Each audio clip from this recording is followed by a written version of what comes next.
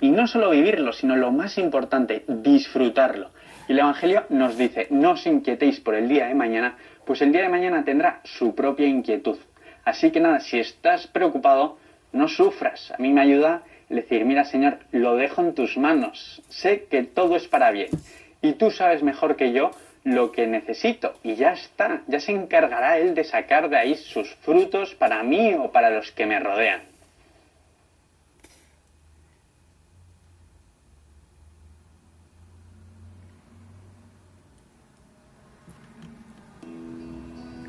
¿Cuántas veces nos han pedido a los católicos que recemos el rosario? La cantidad de papas que lo han recomendado. Y no solo eso, sino que en todas las grandes apariciones de la Virgen, en Fátima, en Lourdes, en todas, la Virgen nos pedía que rezáramos el rosario. ¿Sabes por qué? El rosario puede parecer una simple repetición mecánica de Ave Marías, pero a mí me gusta más esta definición, que es toda la Iglesia reunida con María contemplando a Jesús. Y lo creas o no, el rosario tiene una fuerza arrolladora. Es una oración contemplativa, de alabanza, de súplica, de acción de gracias. Lo tiene todo. San Juan Pablo II decía que el rosario trata de modelar al cristiano según el corazón de Cristo. Ahora, vamos a lo práctico. ¿Cómo rezar el rosario? Yo pregunté a un sacerdote si me daba algún consejo para rezar el rosario, y me dio dos bastante buenos. Por un lado, antes de empezar cada misterio, pedirlo por alguna intención, porque de esta manera ponemos nuestras preocupaciones y nuestros deseos a los pies de María. Y el segundo es contemplar el misterio, pero de una forma muy especial, que es con los ojos y con el corazón de la Virgen. Es meterse en la escena de su mano y contemplar a Cristo junto a ella. Para terminar, os lanzo dos propuestas. La primera es rezar en compañía el rosario, porque el ponerse delante de la Virgen, juntos, y rezar por una misma intención, une muchísimo, te acerca al corazón de la otra persona.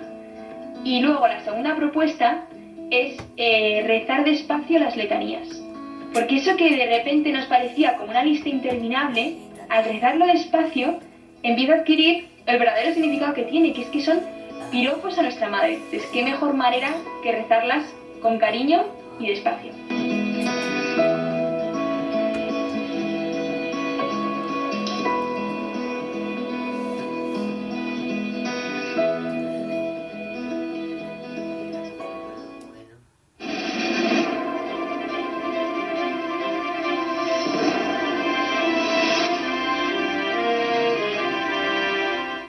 En la vida todos pasamos por momentos malos y comentarios negativos de personas hacia nosotros. Y eso nos ocupa todo el resto del día, incluso la vida. Pero en el Salmo 45 estaba escrito que Dios nos untó con aceite de gozo. Y esto quiere decir que podemos dejar quedarnos todos los días ese comentario, o incluso la vida entera, o dejar que resbale. Tenéis que parecerse a David. Pues bien, cuando el profeta Samuel fue a casa de Yesé, alineó a sus 6 hijos que tenía en la pared, y uno a uno lo fue mirando arriba abajo, dijo, no, ninguno de estos son el próximo rey de Israel, tiene otro hijo más. Y le dijo el padre, sí, tengo uno más, pero es David, es un enano, un enquencle, no tan fuerte y tan inteligente como sus hermanos. ¿Para qué te lo voy a traer? Está cuidando al rebaño en la montaña. Dijo, por favor, traérmelo. Lo hizo traer, cuando lo vio de arriba abajo, le echó un vistazo, dijo, este es el próximo rey de Israel. El padre se quedó tieso, se quedó, que se desmayó. Y dijo, pero ¿cómo va a ser? Si no es tan fuerte e inteligente como sus hermanos, si esto es un canío, un enano, ¿cómo va a ser rey de Israel? ¿Qué que hacer como David? No permitió que ningún comentario negativo se quedara en él. Estuvo juntado con su aceite de gozo, fue un campeón. No permitió quedárselo en el interior, sino fue respetuoso, como debéis ser ustedes ante las críticas. La misma escritura dice que Jesús fue discriminado en su pueblo natal y por su propio hermano. Cuando llegó allí, todos lo discriminaron, dijeron, pero mira quién es, si este es Jesús, este es el hijo de José el carpintero, ¿quién es este? Que viene aquí ahora a decirnos quién es. Y Jesús no fanfarroneó, ni dijo, señores, que he sanado a muchos enfermos, que he abierto los ojos a los ciegos e incluso he resucitado a muertos, ¿no? Es lo único que dijo, amigo, donde no soy tolerado me voy. Muchos de ustedes pierden el tiempo intentando ganar la aprobación de alguien. Y tenéis que hacer como David y como Jesús, donde se sentáis ofendidos y se sentáis que es discriminado, no quedarse o incluso intentar que os resbale y no quedarse con esa ofenda, sino actuar de buena fe y actuar bien. Y David no permitió que ningún comentario negativo ni de sus familiares ni hermanos se le quedara en el interior y así interponerse ante los planes de Dios, sino que le resbaló y fue preparándose hacia la victoria. Dios le tenía algo preparado, lo máximo, que él ni se esperaba, que fue el que preparó los materiales para construir el templo de rey Salomón. Esa era la grandeza de Dios que él tenía guardado para él. Lo importante es estar dentro de los planes del soberano de Dios. Somos un punto dentro de su cuadro y nuestra responsabilidad es ser ese punto y no otro. Intentemos ser como David, aunque seamos enanos, enquencles y no nos den valor. Pero juntarse con vuestro aceite de gozo y que nada se quede en mi interior, sino dejarlo que resbale y Dios actuará en vuestra vida.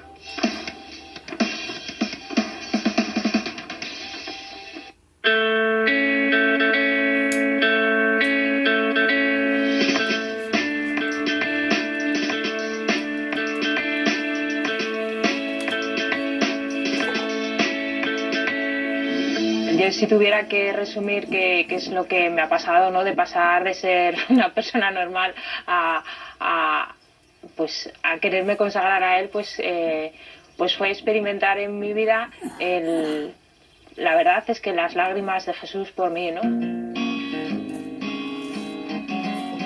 En aquel entonces mi hermano, que estaba enfermo, no veía el sufrimiento, ibas al hospital y tantos niños enfermos y decías, ¿y dónde está Dios, no? O sea, como en medio de todo esto, ¿dónde está Dios, no? Pero todo eso como con muchísima dureza, mucho dolor dentro, ¿no?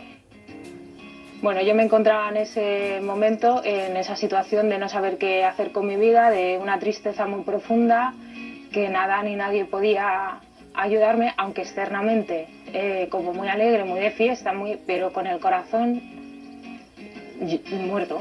Y yo creo que la muerte, en el fondo, era dudar del amor de Dios, ¿no? La oración de la iglesia hizo que mis pies se pusieran en camino hacia un convento de clausura de Córdoba, a no sé cuántos kilómetros de mi casa. Ahí me esperaba Jesús, ¿no? O sea, yo pude por primera vez en 18 años, porque yo parecía que hablaba mucho y tal, pero la realidad es que jamás le había contado a nadie lo que había en el fondo de mi corazón, ¿no? Y yo lo que me encontré fue pues que la monja que me estaba escuchando empezó a llorar. Entonces ella me dijo, ¿no? Como que había experimentado y sentido lo que Jesús sentía. Y yo le dije, ¿y Jesús qué siente, no? Y entonces le dio la vuelta a toda mi vida, ¿no? O sea, cuando tú viviste eso, Él estaba contigo. Cuando tu familia estaba sufriendo, Él estaba contigo. Cuando Él estaba, ¿no? Y ahora Jesús también llora cuando tienen que pinchar a tu hermano, llora cuando, o sea, como de repente de ver. Y además que el corazón lo reconoce, o sea, de repente te lo dicen y dices, es verdad, yo nunca he estado sola, Él siempre ha estado ahí, ¿no? O sea, como que se me había oscurecido, sí, me había oscurecido, pero eso no era, o sea, no era verdad, Dios siempre había estado, sí.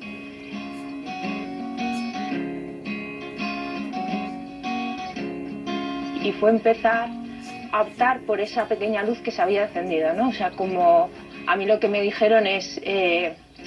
pues eso, hay muchas sombras que tiran de ti, agárrate a la Eucaristía, ¿no? Y a los sacramentos. Y yo me fié de eso y empecé a ir a misa diaria a escondidas, claro, para que no me vieran ellas, ¿no? Y eso fue, sin yo darme cuenta, o sea, empecé a llenarme de esperanza, de ilusión, o sea, yo no supe el camino que iba a hacer Dios, yo no me imaginaba que Dios pudiera rescatar de esta forma, ¿no? O sea, pero fue como iluminando el paso siguiente, ¿no? O sea, entonces cambié de carrera, empecé a estudiar enfermería y ya cuando todo parecía que estaba bien, que había vuelto, no sé, pues mi hermano se había curado, yo empezaba a, no sé, pues a florecer, ¿no? De repente sentí, o sea, no sé, fue como nostalgia de esa relación que había empezado con él, ¿no?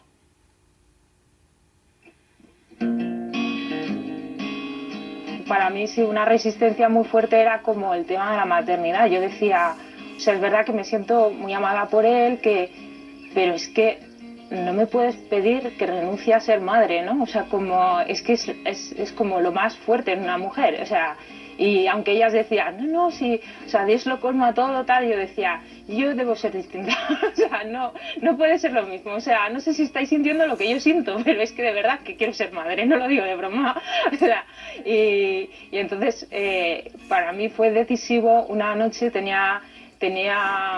estaban en las prácticas en una ambulancia, entonces nos llamaron porque había habido un caso de malos tratos, ¿no? Y entonces pues fuimos a la casa y entonces pues nada, a la mujer la atendieron, ¿no? Pero a mí me dieron a uno de los bebés, ¿no? Y entonces cuando de repente nos dicen, bueno, ya hemos terminado, ¿no? Y nos vamos. Entonces la policía me quiso coger al niño, ¿no? Y, o sea, yo sentí que me quitaban al niño, ¿no? O sea, como yo decía, es que humanamente solo llegamos hasta aquí, o sea, sí, ¿qué hemos hecho, no? O sea, como curar, que hay que hacerlo, curar a esta mujer y abrazar 2 minutos a este niño, ¿no? Pero ¿quién sostiene la vida de este niño? ¿Quién cura las heridas más profundas de esta mujer? ¿Quién sana el corazón de ese hombre que ha hecho esto? O sea, como... Y para mí, yo había conocido... ellas me habían contado, ¿no? Y o sea, primero que yo lo había experimentado en mi propia vida, ¿no? O sea, como que nadie había podido sanar realmente eso que yo llevaba dentro, que no había podido ni sacar, ¿no?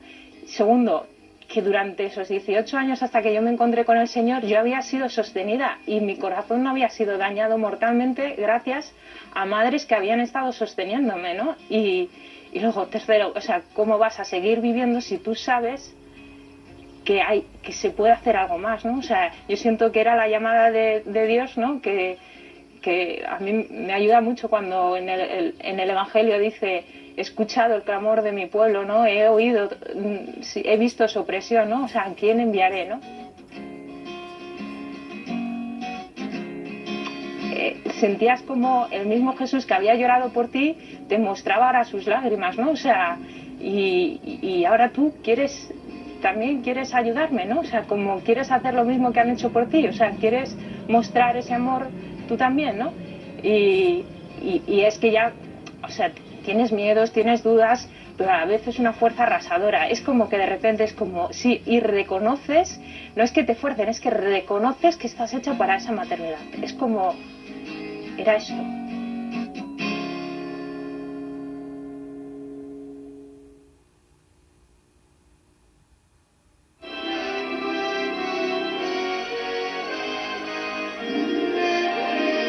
EWTN España, la alegría y el orgullo de ser católicos.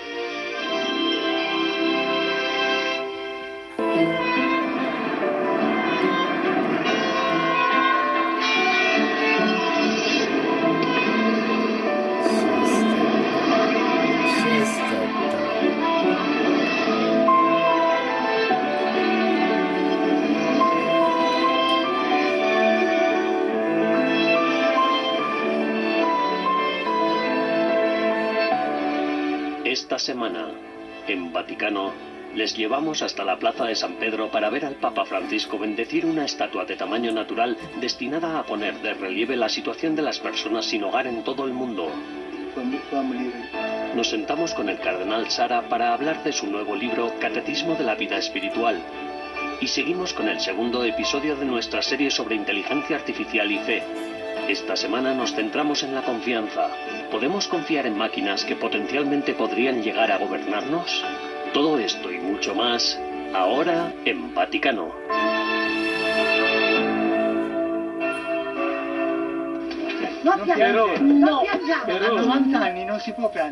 El 19 de noviembre de 2022, Carla Ravezzana recibió una visita muy especial procedente de Roma, el Papa Francisco. Las raíces familiares del Santo Padre se remontan a la región italiana del Piamonte, donde Francisco viajó para unirse a la celebración del 90 cumpleaños de su prima. El padre del Papa, Mario José Bergoglio, vivió en la diócesis de Asti antes de emigrar a Argentina en 1929. Los abuelos maternos del pontífice también emigraron a Argentina desde el norte de Italia. El Santo Padre aprovechó la ocasión del cumpleaños de su prima, además de para asistir a la fiesta familiar, también para celebrar la Santa Misa en la Catedral de Asti el domingo por la solemnidad de Cristo Rey. Ma signore, è vero, La homilía del último domingo del año litúrgico, aprovechando que se encontraba en tierra de sus antepasados, el Papa quiso reflexionar sobre las raíces de la fe. Animó a los católicos a preguntarse si Jesús, el Rey del universo, era también el Rey de sus vidas. Cristo se enfrentó al odio del mundo, continuó Francisco, y no se limitó a mirar como un simple espectador. Hermanos, hermanas, hoy nuestro Rey nos mira desde la cruz. Depende de nosotros decidir si ser espectadores o involucrarnos. ¿Soy espectador o quiero involucrarme? Vemos la crisis de hoy, la disminución de la fe, la falta de participación. ¿Qué hacemos? ¿Nos limitamos a elaborar teorías? ¿Nos limitamos a criticar? ¿O nos ponemos manos a la obra, tomamos las riendas de nuestra vida y pasamos del sí de las excusas o los sí de la oración y del servicio? Delle scuse al sì della preghiera e del servizio?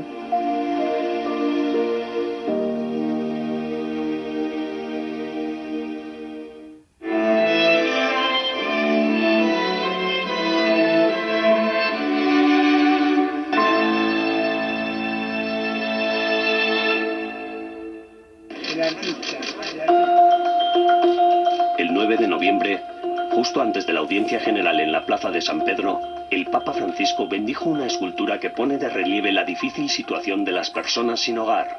Bajo el título Cobijo, es una obra de bronce de tamaño natural que muestra la figura de un indigente cobijado por una manta tirada por una paloma en vuelo. La imagen fue presentada apenas 4 días antes de la 6ª Jornada Mundial de los Pobres, celebrada el pasado domingo 13 de noviembre. El objetivo de Sheltering es llamar la atención sobre el problema de los sin techo en el mundo.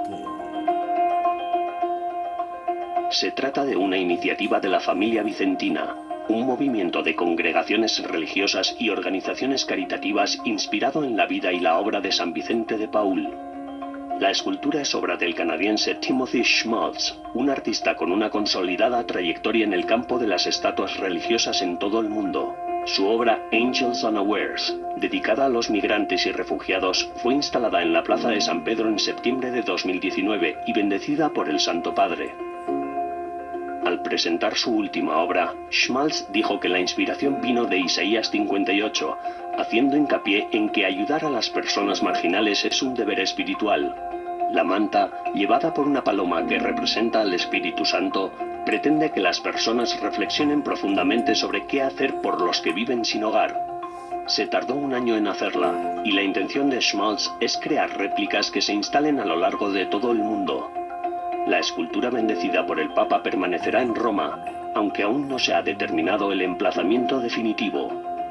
El artista canadiense anunció que probablemente una de sus próximas esculturas se inspirará en la encíclica Laudato Si del Santo Padre, y que reflejará una referencia específica al cuidado de la creación.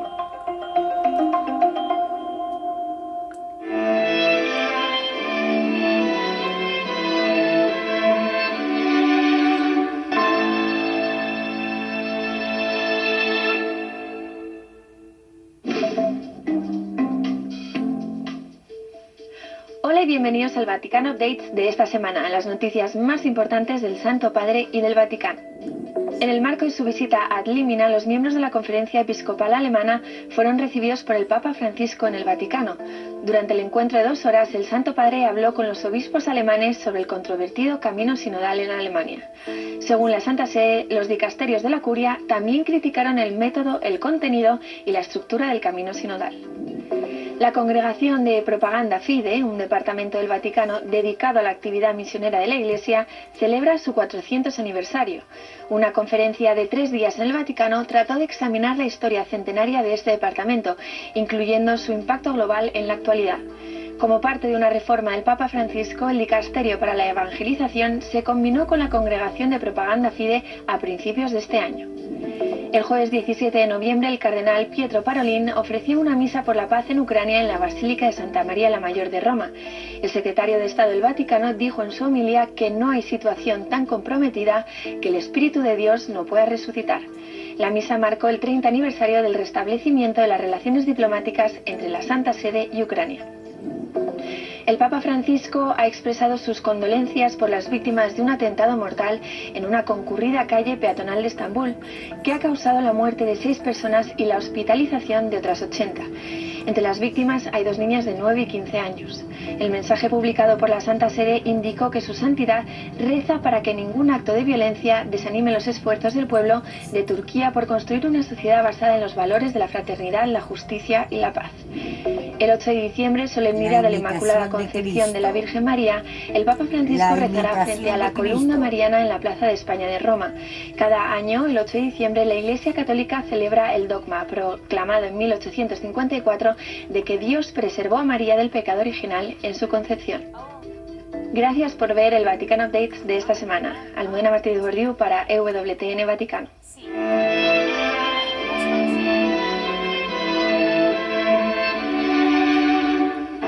En breves instantes regresamos con más en Vaticano.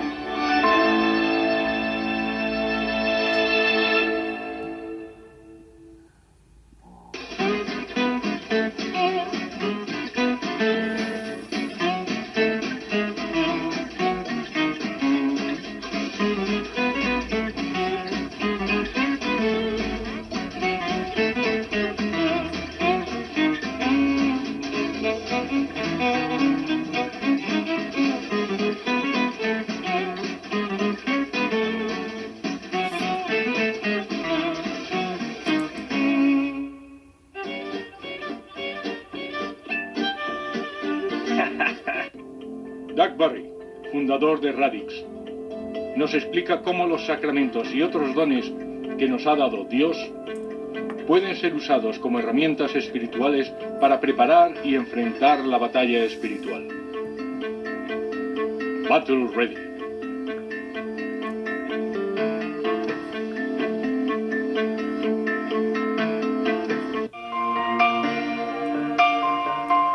Una serie de EWTN España que pone de manifiesto diferentes temas evangelizadores de la mano de sacerdotes que nos hablan desde su conocimiento y experiencia.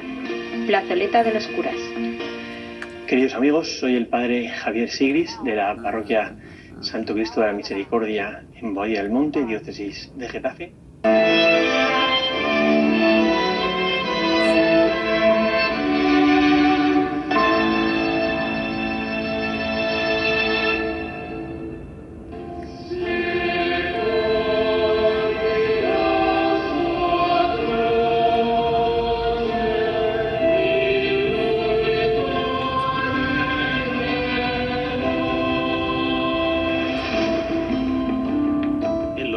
Años ha habido muchos ataques contra el secreto del sacramento de la confesión.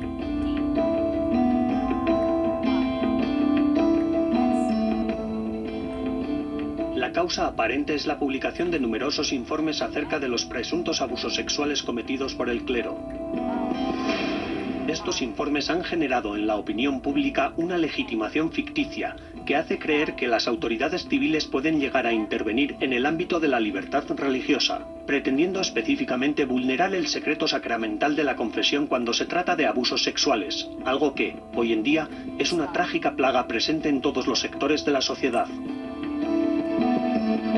Se llama sigilo sacramental, se le llama el sigilo sacramental, porque el sacerdote está vinculado a todo, a guardar total sigilo de todo lo que recibe dentro del sacramento de la confesión.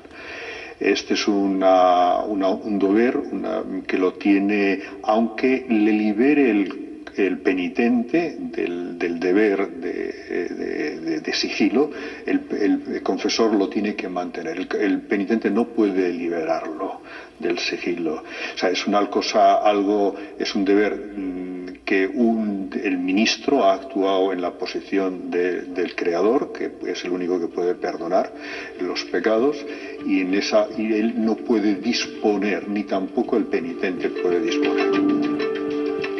El Catecismo de la Iglesia Católica explica que, dada la delicadeza y la grandeza de este ministerio y el respeto debido a las personas, la Iglesia declara que todo sacerdote que oye confesiones está obligado, bajo penas muy severas, a guardar absoluto secreto sobre los pecados que sus penitentes le han confesado. Este secreto, que no admite excepciones, se llama sello sacramental, porque lo que el penitente ha dado a conocer al sacerdote queda sellado por el sacramento. La violación del sigilo sacramental es una pena canónica, una censura canónica que ya también comporta la excomunión.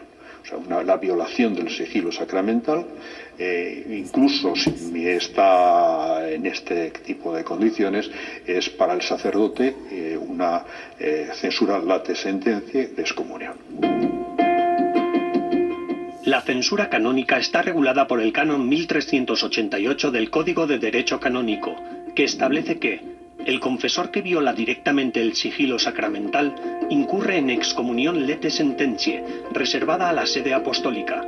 Quien lo viola solo indirectamente ha de ser castigado en proporción con la gravedad del delito. Es importante distinguir tres aspectos de esta relación entre sacerdote y feligrés, subrayados también en una nota de la Penitenciaría Apostólica del 1 de julio de 2019. 1. Una cosa es el sigilo sacramental, es decir, lo que el sacerdote recibe en el sacramento de la confesión. 2.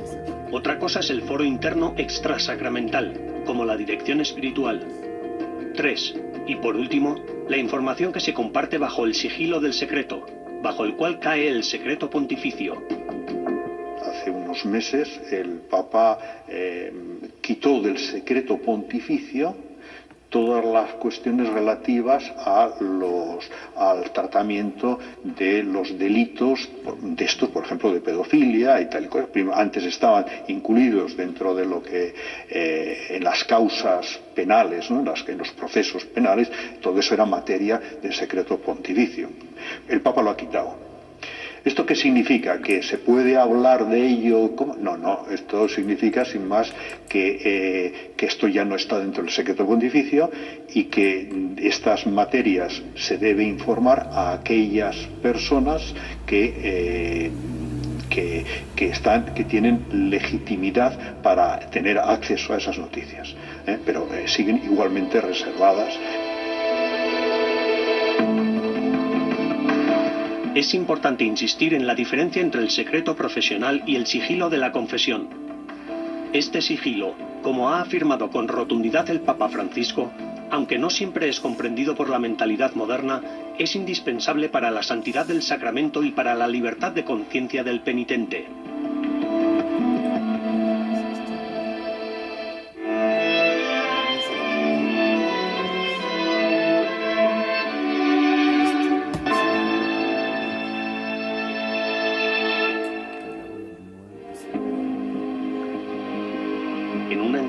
Exclusiva con EWTN, el exprefecto de la Congregación para el Culto Divino y la Disciplina de los Sacramentos, el cardenal Robert Sarah, presenta su libro de reciente publicación, Un catecismo para la vida espiritual, donde el cardenal reflexiona sobre los sacramentos como pilares de la espiritualidad católica.